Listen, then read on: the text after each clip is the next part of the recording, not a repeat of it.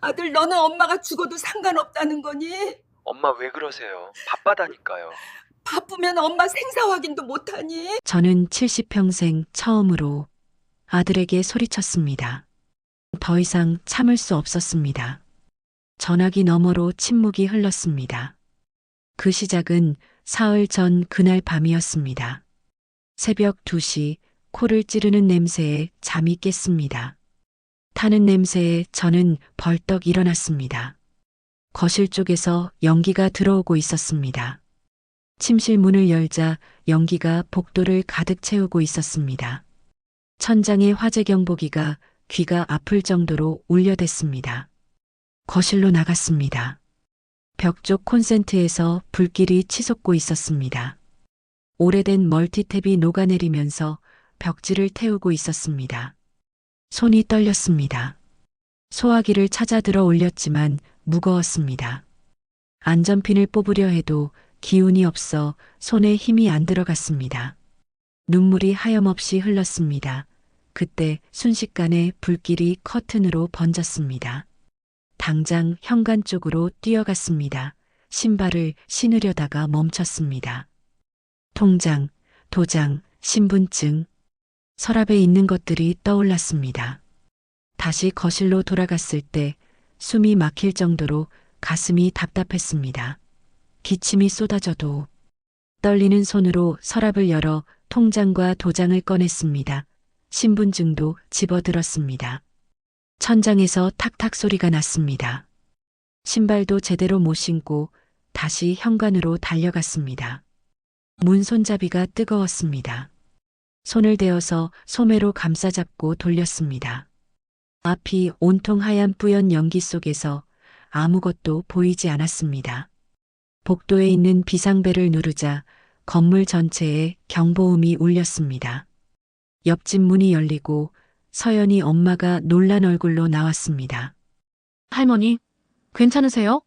서연아, 어서 빨리 119 불러. 서연이 엄마가 소리치며 저를 안전한 곳으로 이끌었습니다. 할머니, 괜찮으세요? 다친 데 없으세요? 네, 괜찮아요. 또 그 말이 나왔습니다. 하지만 괜찮지 않았습니다. 다리가 풀려서 통장과 도장을 꽉 쥔 채로 복도 바닥에 주저앉아 버렸습니다. 다른 집 문들이 열리고 많은 사람들이 여기저기에서 나왔습니다. 소방차 사이렌 소리가 멀리서 가까워지고 있었습니다. 할머니, 일어나세요. 계단으로 가야 해요. 아침 일찍 학교에 가려고 준비 중이었던 서연이가 제 옆에 와서 저를 일으켰습니다. 우리 집 열려있는 문 안에서 연기가 새어나오고 있었습니다.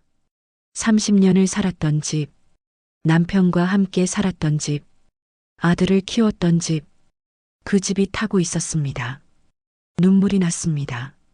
하지만 걸음을 멈출 수 없었습니다. 계단을 내려갔습니다. 한 계단, 한 계단. 무릎이 아팠지만 멈출 수 없었습니다. 1층에 도착해 밖으로 나왔습니다. 차가운 새벽 공기에 겨우 숨을 쉴 수 있었습니다. 소방차가 도착하고 소방관들이 건물 안으로 뛰어들어갔습니다. 통장과 도장을 아직도 꽉 쥐고 있던 손에 땀이 흥건했습니다. 화상 입은 손이 욱신거렸습니다. 할머니, 손 다치셨어요? 서연이가 제 손을 봤습니다. 서연아, 괜찮아. 괜찮으니까 걱정 안 해도 돼. 여기 손 좀 보세요. 괜찮지 않아요. 치료받으셔야 해요. 응급구조사가 다가와 제 손을 치료했습니다. 따가웠습니다. 하지만 아무 말 하지 않았습니다. 30분쯤 지나서 불이 꺼지고 소방관이 나왔습니다. 다행히 한쪽 벽만 타서 큰 불은 아니었습니다. 하지만 연기 때문에 집안이 많이 그을렸어요. 오늘은 들어가시기 힘드실 겁니다. 환기도 시켜야 하고 정리도 해야 할 것 같은데. 다른 데 가실 데 있으세요? 고개를 저었습니다. 갈 곳이 없었습니다. 할머니, 우리 집에 오세요. 서연이 엄마가 말했습니다. 아니에요, 괜찮아요. 나 때문에 힘들게 하긴 싫은데. 할머니, 무슨 말씀이세요? 우리 집에 방 있어요. 거기서 편하게 쉬세요. 눈물이 났습니다. 고마워요. 정말. 고맙긴요. 당연한 거예요. 서연이 엄마가 제 손을 잡았습니다. 서연이네 집은 낯선 집이었지만 따뜻했습니다. 소파에 앉자마자 온몸이 떨리고 겁이 났습니다. 조금만 늦었어도, 조금만 더 주저했어도 저는 그 집에서 영영 못 나왔을 것입니다. 할머니, 따뜻한 차 한 잔 드셔야 해요. 서연이가 따뜻한 차를 건넸습니다. 손이 떨려 잔이 흔들렸지만 한 모금 마시자 그제야 정신이 돌아왔습니다. 가족분들한테도 연락하셔야죠. 서연이 엄마가 말했습니다. 가족, 아들, 휴대폰을 꺼냈습니다. 다행히 챙겨 나왔습니다. 아들 번호를 눌렀습니다. 신호음이 여러 번 울렸지만 받지 않았습니다. 몇 번을 다시 걸어도 받지 않았습니다. 문자를 보냈습니다. 준호야. 엄마야. 엄마 집에 불이 났었어. 확인하는 대로 엄마한테 전화 좀 해줘. 문자를 보내고 기다렸습니다. 10분, 20분, 30분을 기다려도 답장이 없었습니다. 전화도 오지 않았습니다. 휴대폰만 내려다보면서 가슴이 무너졌습니다. 서연이가 제 손을 잡았습니다. 15살 아이. 남인 이 아이가 제 손을 잡고 있었습니다. 친아들은 전화도 받지 않는데 눈물이 났습니다. 이번에는 참을 수 없었습니다.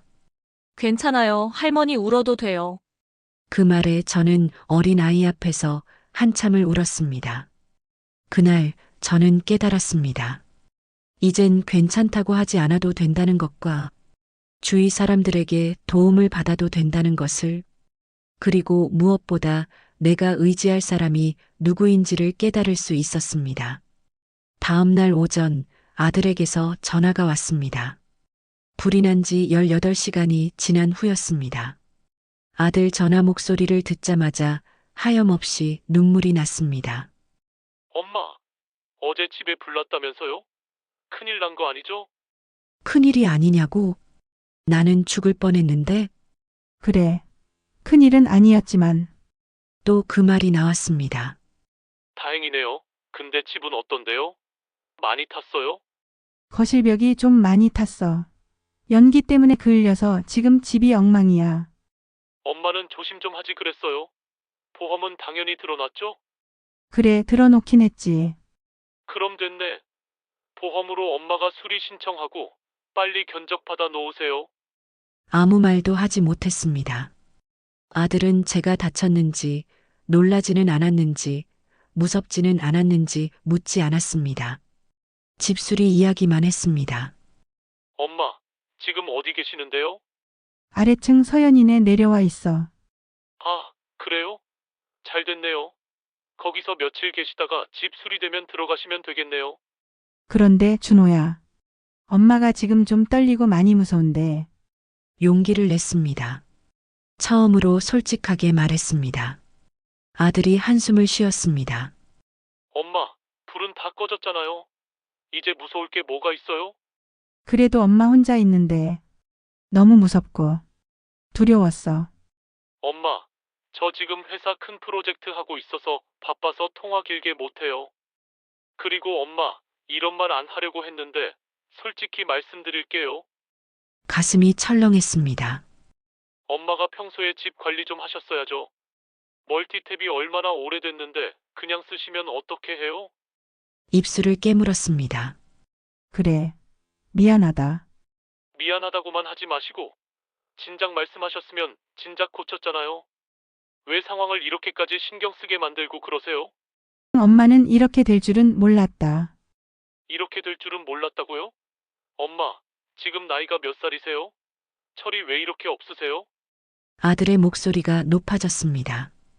이제 와서 불났다고 하면 저보고 어떻게 하라는 거예요? 저도 형편이 안 좋다는 거 엄마도 아시면서 도대체 저한테 왜 그러시는 거예요? 그래도 난 내 엄마잖아. 엄마니까 더 그러시면 안 되죠. 혼자 사시면서 뭐 하신 거예요? 관리를 잘 하셨어야죠. 가슴이 무너지는 것 같았습니다. 미안하다. 엄마가 잘못했어.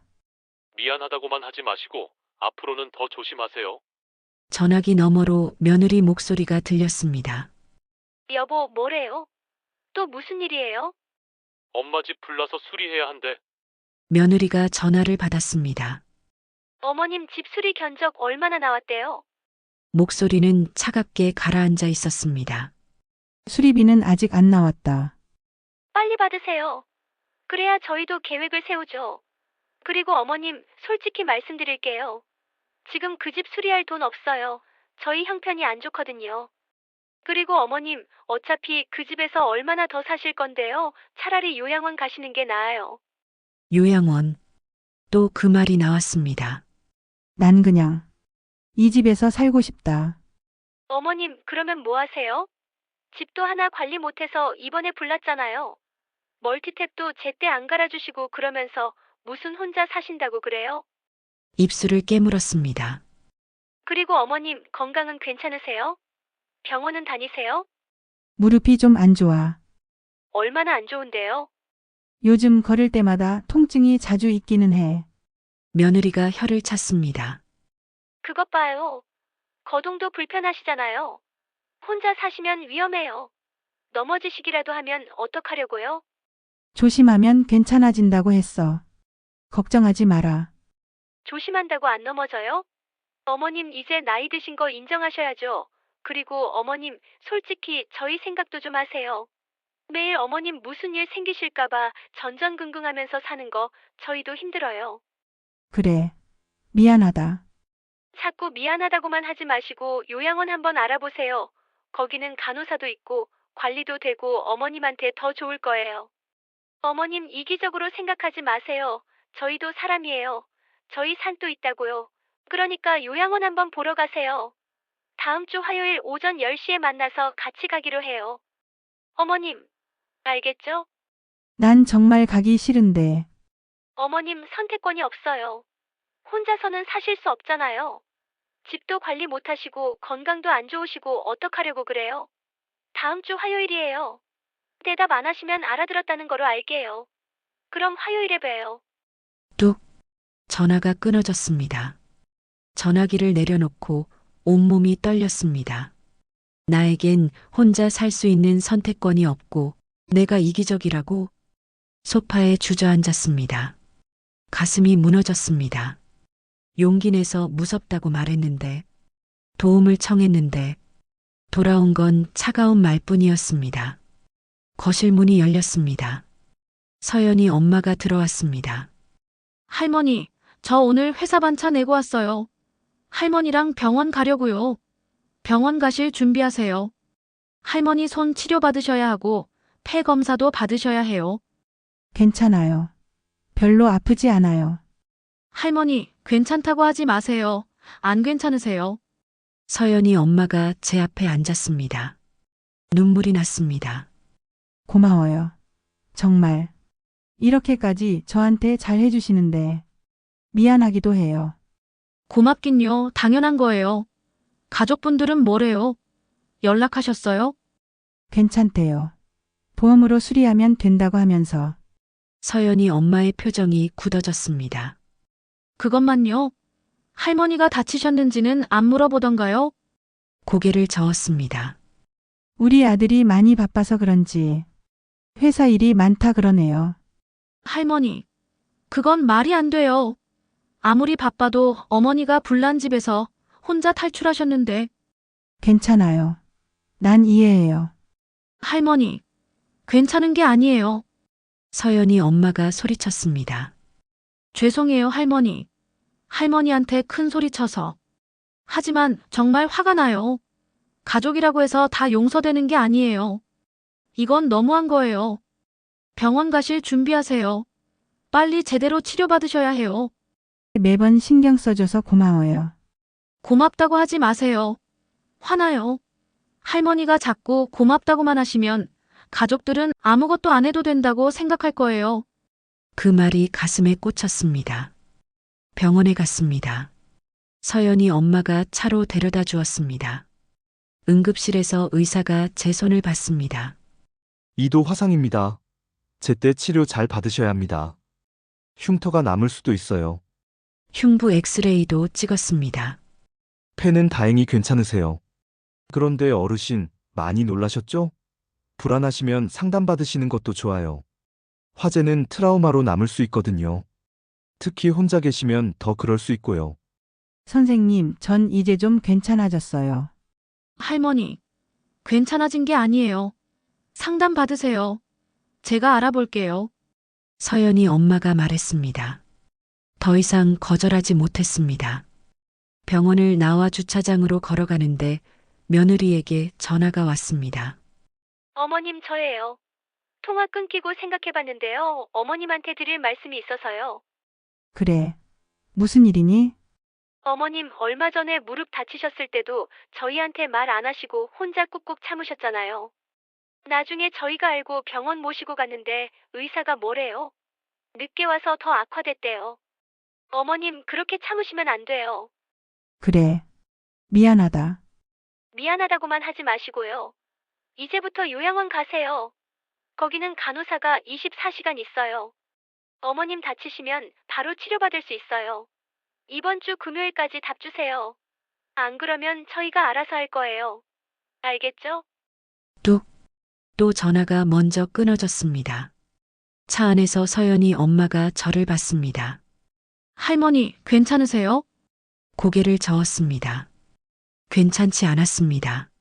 처음으로 인정했습니다. 며느리가 다 알아서 한다면서. 요양원 가라고 또 전화했네요. 서연이 엄마의 눈빛이 변했습니다. 그게 무슨 말이에요? 할머니 의사는 물어봤어요? 고개를 저었습니다. 일방적으로 결정한 거예요? 고개를 끄덕였습니다. 서연이 엄마가 핸들을 꽉 쥐었습니다. 할머니, 가고 싶지 않으시면 안 가시면 돼요. 하지만 우리 아들 며느리는 내가 요양원 가 있는 게 편하다고 하니까. 아들 때문에 요양원에 가시겠다고요? 할머니 인생이에요. 할머니가 선택하셔야 해요. 선택.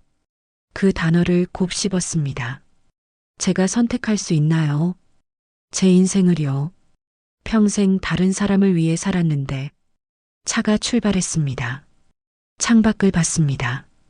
거리에 사람들이 지나갔습니다. 모두 바쁘게 살고 있었습니다. 저만 멈춰 있는 것 같았습니다. 서연이네 집에 돌아와서 소파에 앉았습니다. 온몸이 무거웠습니다. 창밖으로 7층 우리 집이 보였습니다. 창문이 까맣게 그을려 있었습니다. 그 집에 30년을 살았습니다. 이제는 돌아갈 수 없을 것 같았습니다. 불이 난 지 일주일이 지나고 우편함에 편지가 와 있었습니다. 요양원 안내 책자였습니다. 제 이름으로 신청서가 작성되어 있었습니다. 보증일란에는 아들의 이름이 적혀 있었습니다. 저는 책자를 들고 집으로 올라왔습니다. 손이 떨렸습니다. 신청서를 펼쳤습니다. 입소 예정일 다음 달 15일. 납입 책임자 김준호 아들. 보증인 김준호. 긴급 연락처 김준호. 제 이름은 입소 자란에만 있었습니다. 저는 소파에 앉았습니다. 숨이 잘 쉬어지지 않았습니다. 이미 결정되어 있었습니다. 제 동의도 없이, 제 의견도 묻지 않고 휴대폰이 울렸습니다. 며느리였습니다. 저는 받지 않았습니다. 다시 울렸습니다. 받지 않았습니다. 문자가 왔습니다. 어머님, 요양원 책자 받으셨죠? 화요일에 같이 보러 갈 거니까 미리 준비하고 계세요. 저는 문자를 읽고 또 읽었습니다. 같이 보러 간다고요. 이미 신청서까지 작성해 놓고요. 다시 문자가 왔습니다. 참, 그리고 어머님 통장이랑 도장 필요해요. 화요일에 꼭 가져오셔야 해요. 통장과 도장. 저는 가슴이 철렁했습니다. 왜 필요한 걸까요? 저는 서랍을 열었습니다. 통장이 있었습니다. 도장도 있었습니다. 남편이 돌아가시고 제가 관리해온 것들이었습니다. 그런데 이걸 왜 가져가라는 걸까요? 저는 다시 며느리에게 문자를 보냈습니다. 왜 내 통장이랑 도장이 필요한지 물어봐도 되겠니? 답장은 금방 왔습니다. 요양원 등록할 때 필요해요. 당연한 거 아니에요? 당연한 게 아니었습니다. 내 통장인데, 내 도장인데, 왜 당연한 건가요?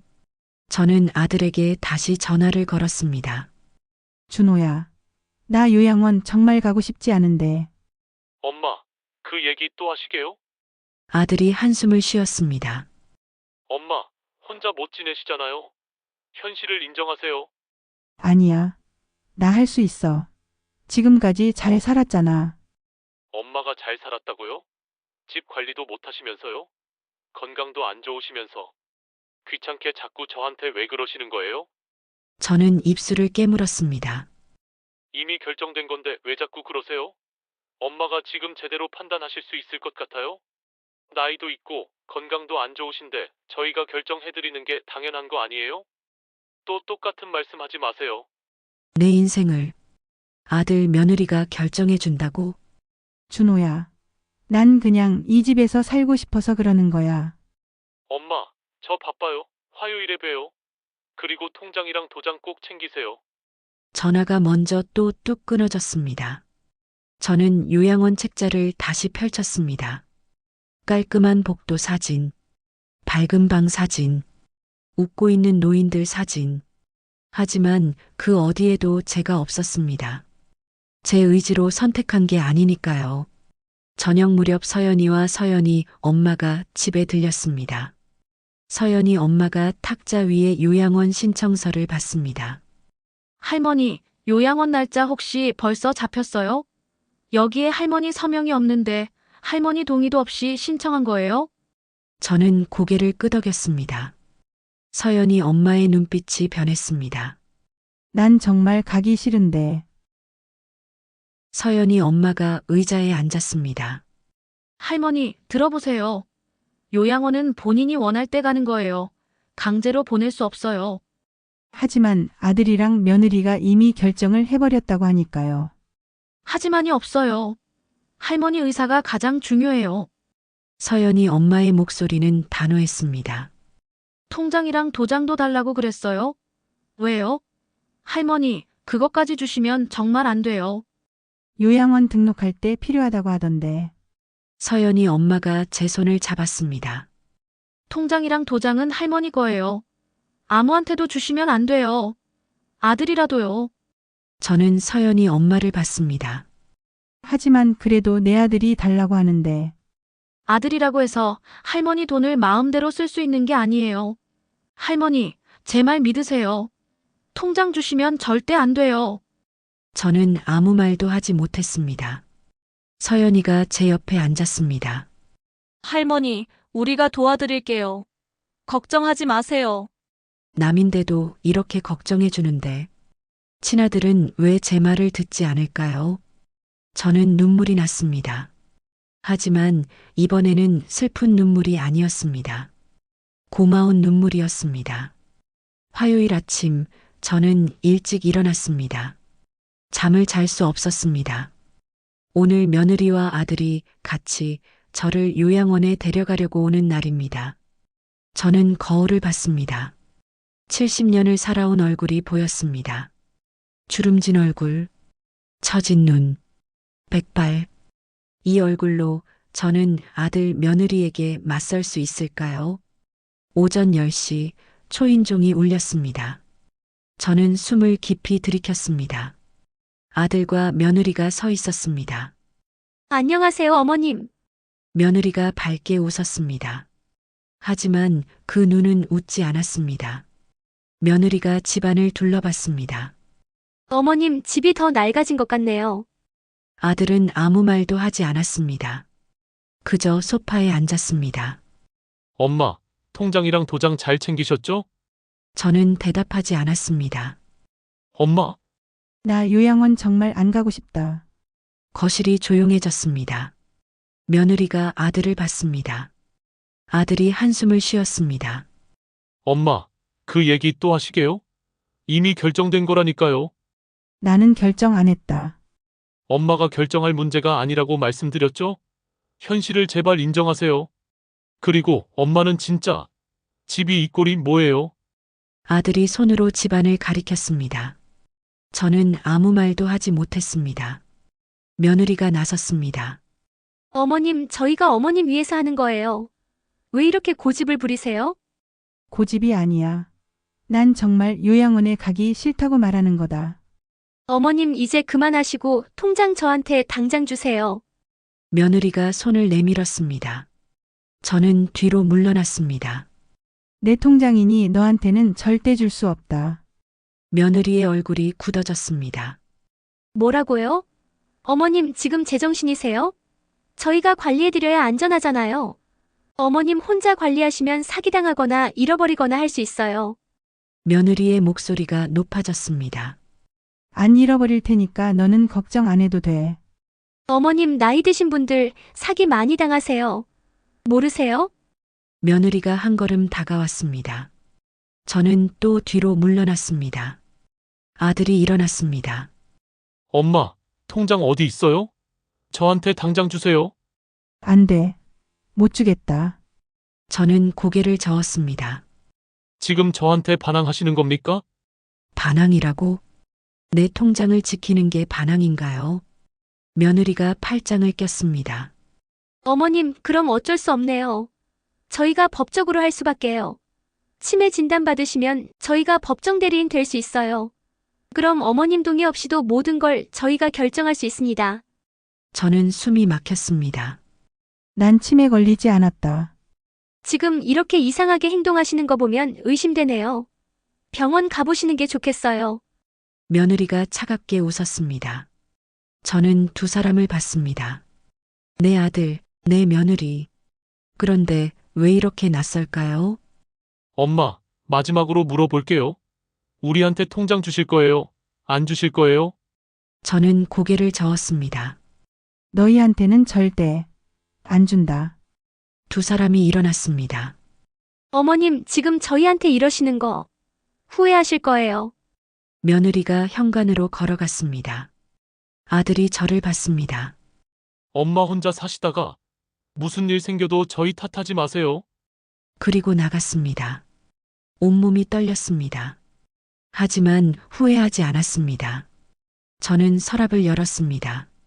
통장이 있었습니다. 도장도 있었습니다. 처음으로 내가 지킨 것이었습니다. 초인종이 울렸습니다. 저는 깜짝 놀랐습니다. 다시 온 걸까요? 서연이었습니다. 할머니, 괜찮으세요? 저는 고개를 끄덕였습니다. 하지만 눈물이 났습니다. 서연이가 저를 꼭 안아주었습니다. 할머니, 잘하셨어요. 정말 잘하셨어요. 저는 서연이 품에서 울었습니다. 너무 무섭고 외로웠습니다. 하지만 동시에 후련했습니다. 처음으로 내 뜻대로 한 것이었으니까요. 처음으로 아니라고 말한 것이었으니까요. 서연이가 말했습니다. 할머니, 이제 시작이에요. 우리가 도와드릴게요. 저는 서연이를 봤습니다. 15살 아이. 그런데 이 아이가 저보다 강했습니다. 고맙다. 서연아. 아니에요. 우리 할머니니까요. 우리 할머니. 그 말이 가슴에 따뜻하게 스며들었습니다. 저는 결심했습니다. 더 이상 설득하지 않기로, 더 이상 괜찮다고 말하지 않기로, 더 이상 참지 않기로, 내 인생은 내가 결정하겠다고. 비록 두렵고 외롭지만, 이제는 내가 선택하겠다고. 다음 날 아침 저는 가방을 챙겼습니다. 신분증, 도장, 통장, 그리고 결심하고 다짐했습니다. 주민센터는 집에서 버스로 10분 거리였습니다. 저는 버스 정류장에 섰습니다. 무릎이 욱신거렸지만 참을 만했습니다. 주민센터 가는 버스를 타고 낯익은 풍경들이 지나가는 창밖을 봤습니다. 30년을 살아온 동네였습니다. 그런데 오늘은 모든 게 새로웠습니다. 제가 선택해서 나온 길이니까요. 주민센터에 도착해서 안으로 들어갔습니다. 어르신, 무슨 일로 오셨나요? 직원이 밝게 웃었습니다. 인감 재발급하러 왔어요. 직원이 서류를 꺼냈습니다. 신분증이랑 도장 있으세요? 여기 서명하시면 됩니다. 저는 서명했습니다. 떨리지 않았습니다. 새 인감은 일주일 후에 나오니까 그때 다시 한번 더 나오시면 됩니다. 감사합니다. 저는 자리에서 일어났습니다. 그리고 물었습니다. 제가 물어볼 게 있는데 위임장도 취소할 수 있나요? 위임장이요? 무슨 위임장 말씀하시는 건가요?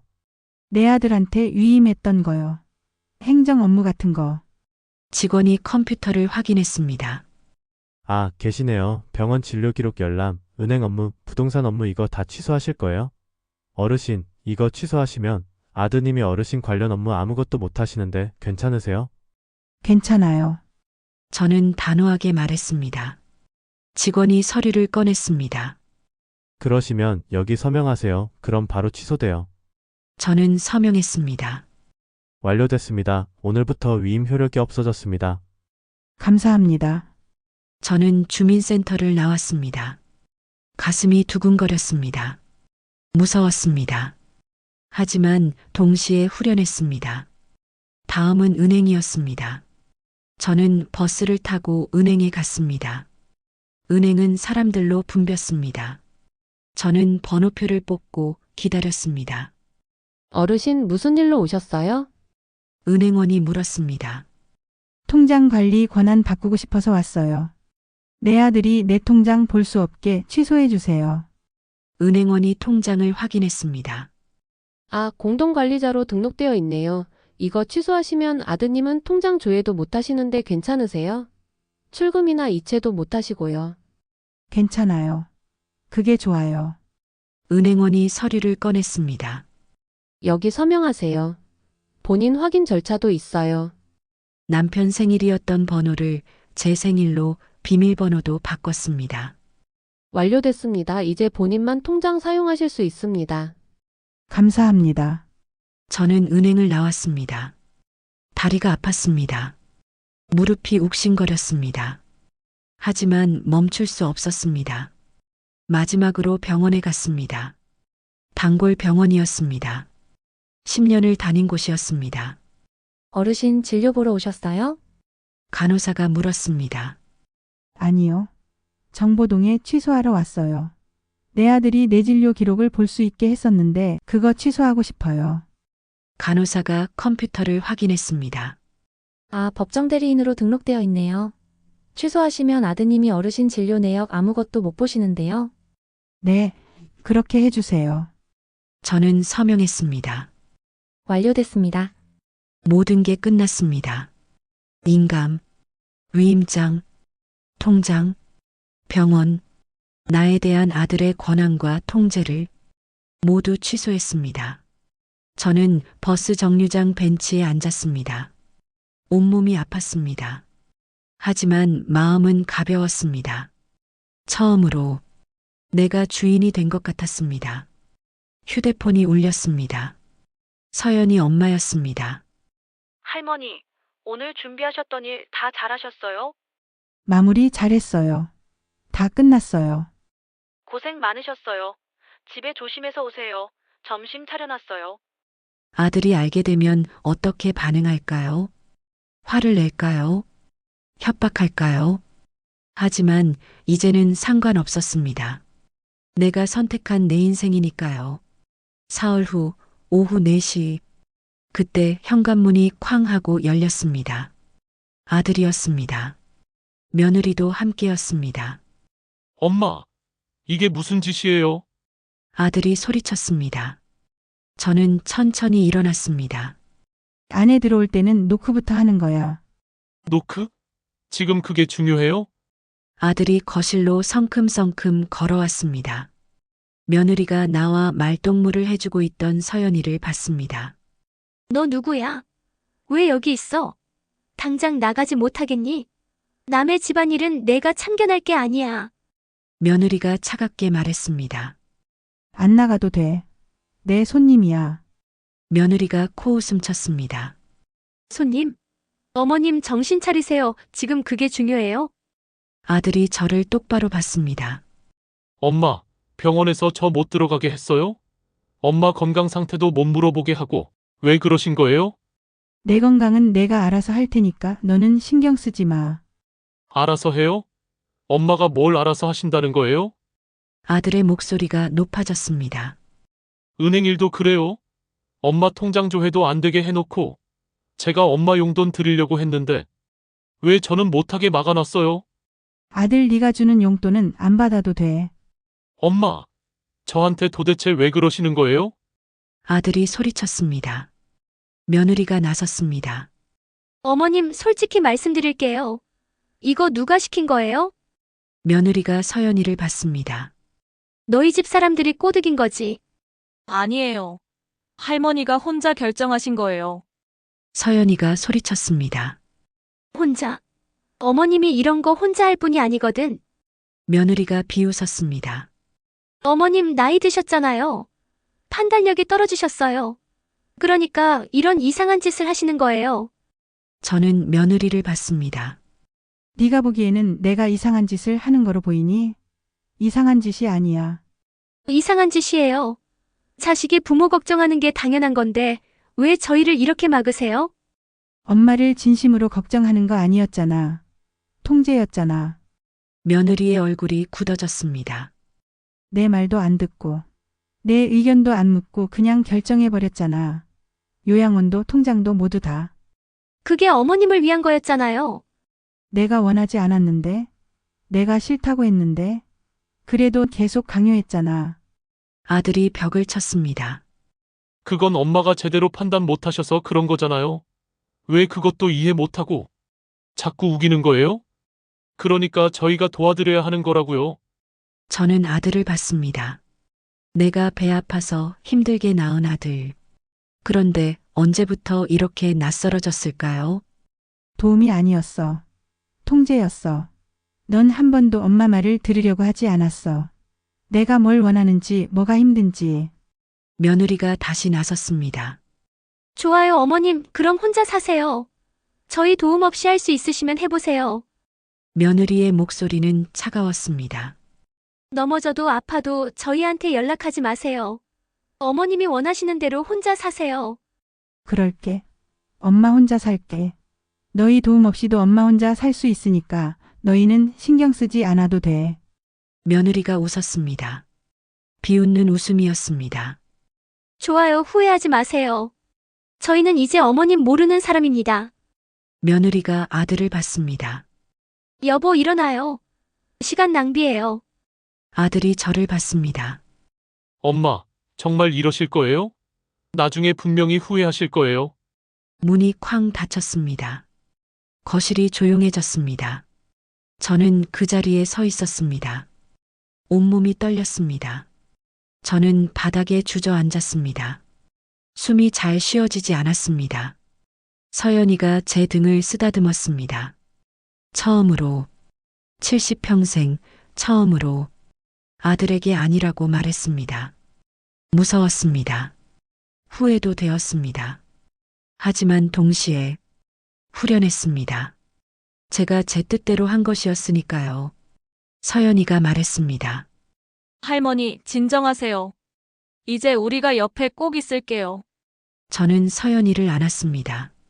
저는 한참 동안 소리내서 울었습니다. 이제 어떻게 살아야 할까요? 아들 없이, 며느리 없이.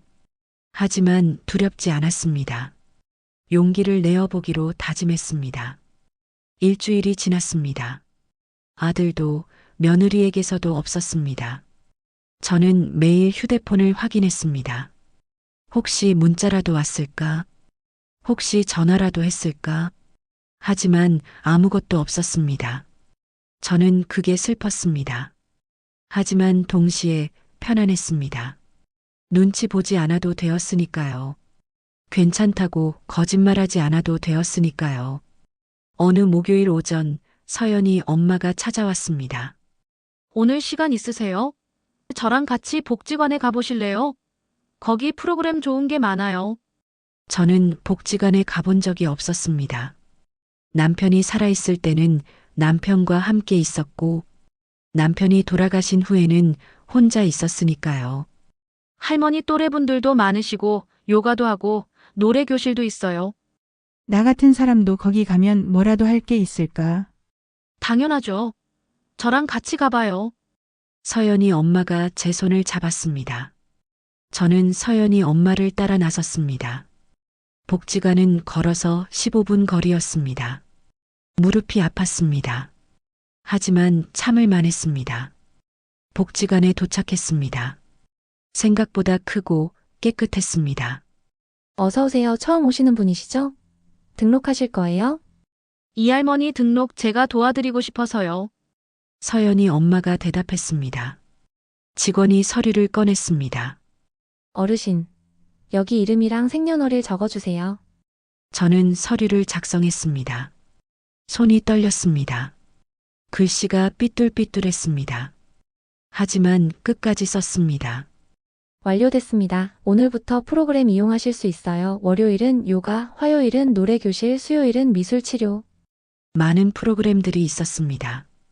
저는 책자를 넘겼습니다. 할머니는 이 프로그램 중에 뭐 해보고 싶으신 거 있으세요? 서연이 엄마가 물었습니다. 저는 내가 뭘 하고 싶은지 생각해 본 적이 없었습니다. 평생 해야 할 일만 했으니까요. 저는 뭐가 뭔지 잘 모르겠네요. 그럼 일단 요가 한번 해볼래요? 무릎에도 좋대요. 서연이 엄마가 직원에게 말했습니다. 요가 신청할게요. 다음 주 월요일 오전 10시예요. 편한 옷 입고 오시면 돼요. 저는 고개를 끄덕였습니다. 복지관을 나오며 생각했습니다. 제가 요가를 하게 될 줄이야. 70평생 처음이었습니다. 그런데 내가 잘할 수 있을까? 서연이 엄마가 웃었습니다. 잘하고 못하고가 중요한 게 아니에요. 즐기시면 되는 거예요. 즐기면 된다. 그 말이 낯설었습니다. 여태 살면서 뭔가를 즐긴 적이 있었나? 할머니, 그리고요. 저희한테도 부탁하고 싶은 거 있으면 말씀하세요. 아니, 이젠 정말 괜찮아요. 서연이 엄마한테 더 이상 폐 끼치고 싶지 않아. 폐가 아니에요. 서로 도우며 사는 거예요. 할머니도 저희 도와주실 거 있으면 도와주시고요. 내가 뭘 도와줘? 많죠. 서연이 봐주시고 이야기 들어주시고 그것만으로도 큰 도움이에요. 저는 서연이 엄마를 봤습니다. 정말 그럴까요? 제가 도움이 될 수 있을까요? 집에 돌아왔습니다. 저는 안내 책자를 펼쳤습니다. 요가, 노래교실, 미술치료, 모두 낯선 것들이었습니다. 하지만 두렵지 않았습니다. 해보고 싶었습니다. 편한 옷을 입고 요가실에 들어갔습니다. 할머니들이 10명쯤 계셨습니다. 모두 저를 봤습니다. 어머, 새로 오신 분이네요. 처음이에요? 걱정 마세요. 금방 익숙해질 거예요. 할머니가 환하게 웃었습니다. 강사가 들어왔습니다. 좋은 아침이에요. 여러분 오늘도 편안하게 시작해 볼까요? 요가가 시작되었습니다. 처음에는 어색했습니다. 몸이 잘 안 움직였습니다. 무릎도 아팠습니다. 하지만 천천히 따라했습니다. 옆자리 할머니가 말했습니다. 점심 같이 드실래요? 여기 식당 음식 맛있어요. 저는 할머니를 따라 식당에 갔습니다. 여러 할머니들이 함께 앉아서 이야기를 나눴습니다. 저도 조금씩 이야기에 끼었습니다. 오랜만에 누군가와 밥을 먹었습니다. 오랜만에 웃었습니다. 집으로 돌아오는 길 저는 생각했습니다.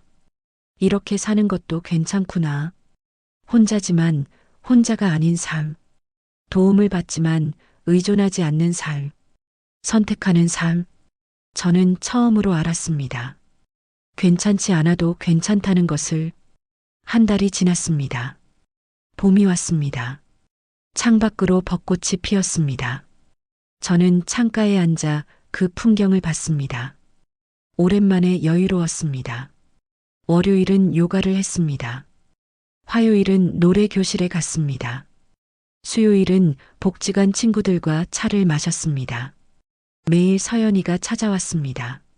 숙제를 하거나 그냥 이야기를 나누거나 저는 그 시간이 좋았습니다. 어느 목요일 오후 서연이가 말했습니다. 할머니, 저랑 오늘 산책 갈래요? 그래, 좋지. 우리 같이 산책 갈까? 저는 외투를 입었습니다. 두 사람은 아파트 단지를 걸었습니다. 봄바람이 불었습니다. 따뜻했습니다. 할머니, 요즘 어때요? 서연이가 물었습니다. 좋아. 정말 좋아. 힘든 건 없으세요? 무릎이 가끔 아프긴 한데. 그래도 괜찮아. 병원에도 열심히 잘 다니고 있어. 정말 다행이에요. 할머니 요즘 표정이 엄청 밝아졌어요. 그럴까요? 저는 생각해 봤습니다. 정말 밝아졌을까요? 다 너희 덕분이야. 아니에요. 할머니가 용기 내신 거예요. 용기 그랬을까요? 제가 용기를 낸 걸까요? 벤치에 앉았습니다. 햇살이 따뜻했습니다. 저는 눈을 감았습니다. 평화로웠습니다. 휴대폰이 울렸습니다. 문자였습니다. 아들이었습니다. 저는 화면을 봤습니다. 엄마, 연락 좀 주세요. 짧은 문자였습니다. 저는 휴대폰을 다시 주머니에 넣었습니다. 답장하지 않았습니다. 할머니, 누구예요? 서연이가 물었습니다. 아무도 아니야. 아들이에요? 저는 놀라서 서연이를 봤습니다. 어떻게 알았어? 할머니 표정이 잠깐 어두워졌어요. 답장 안 하실 거예요? 괜찮으세요? 저는 정말 괜찮았습니다. 아들이 보고 싶었습니다. 그리워했습니다. 하지만 동시에 편안했습니다. 거리를 둔 것이 맞았다고 생각했습니다. 저는 집으로 들어왔습니다. 조용했습니다. 하지만 외롭지 않았습니다. 저는 소파에 앉았습니다. 휴대폰을 꺼냈습니다. 아들의 문자를 다시 봤습니다. 저는 한참을 그 문자를 봤습니다.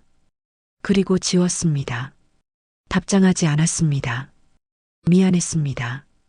하지만 거리가 필요하다고 생각했습니다. 저는 창밖을 봤습니다. 해가 지고 있었습니다. 노을이 붉었습니다. 아름다웠습니다. 언제부터였을까요? 괜찮다는 말이 입버릇이 된 건 언제부터였을까요? 제 마음을 숨기기 시작한 건. 하지만 이제는 알았습니다.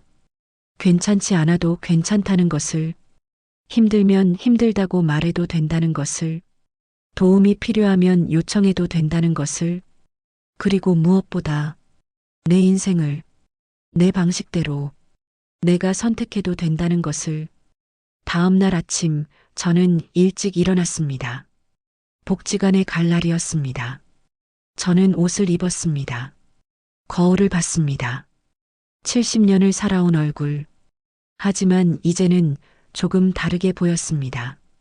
더 밝아 보였습니다. 더 평화로워 보였습니다. 이게 제 삶이구나. 누군가의 엄마가 아니라, 누군가의 며느리가 아니라, 그냥 저 자신으로 사는 삶. 처음으로 70년 만에 저는 저를 찾았습니다. 복지관에 도착했습니다. 친구들이 반겼습니다. 요가실로 들어갔습니다. 매트 위에 앉았습니다. 숨을 깊이 들이켰습니다. 평화로웠습니다. 강사가 말했습니다. 오늘은 자기 자신에게 집중해 보세요. 다른 사람과 비교하지 말고 자신의 몸이 말하는 걸 들어보세요. 저는 눈을 감았습니다. 제 몸의 소리를 들었습니다. 무릎이 아팠습니다. 허리도 뻐근했습니다. 하지만 괜찮았습니다. 그것도 저였으니까요. 요가가 끝났습니다. 친구들과 차를 마시며 이야기를 나눴습니다. 집으로 돌아오는 길, 저는 하늘을 봤습니다. 구름이 천천히 흐르고 바람이 선선하게 불어오는 순간, 저는 깨달았습니다. 지금 이 순간, 내가 행복하다는 것을. 완벽하지 않지만, 때로는 외롭고, 때로는 아프지만, 그래도 행복하다는 것을. 왜냐하면 이제는 내 방식대로, 내 속도로 내가 선택하니까요. 휴대폰이 울렸습니다. 서연이었습니다. 오늘 오후에 비 많이 온대요. 지금 어디세요? 우산 있으세요? 집에서 나올 때 엄마가 우산 챙겨줘서 괜찮아. 다행이다. 길 미끄러우니까 조심해서 가셔야 해요. 좀 이따 봐요. 그래, 우리 좀 이따 보자. 저는 전화를 끊었습니다. 그리고 미소 지었습니다. 누군가 저를 걱정해 주었습니다. 누군가 저를 챙겨 주었습니다. 그것만으로도 충분했습니다. 밖에서 빗소리가 들렸습니다. 창문을 두드렸습니다. 저는 그 소리를 들었습니다. 평화롭게, 그리고 생각했습니다. 괜찮지 않아도 괜찮았습니다. 힘들면 힘들다고 말해도 되었습니다. 도움이 필요하면 청해도 되었습니다. 이제는 그걸 알았습니다. 70년 만에 저는 처음으로 자유로웠습니다. 이젠 괜찮지 않아도 됩니다. 지금 이 순간의 평화로운 여유와 이웃의 또 다른 가족만으로도 충분히 행복한 날을 보낼 수가 있어서 괜찮습니다. 이제서야 그것을 조금 알 것 같습니다. 구독과 좋아요도 한 번씩 부탁드려요.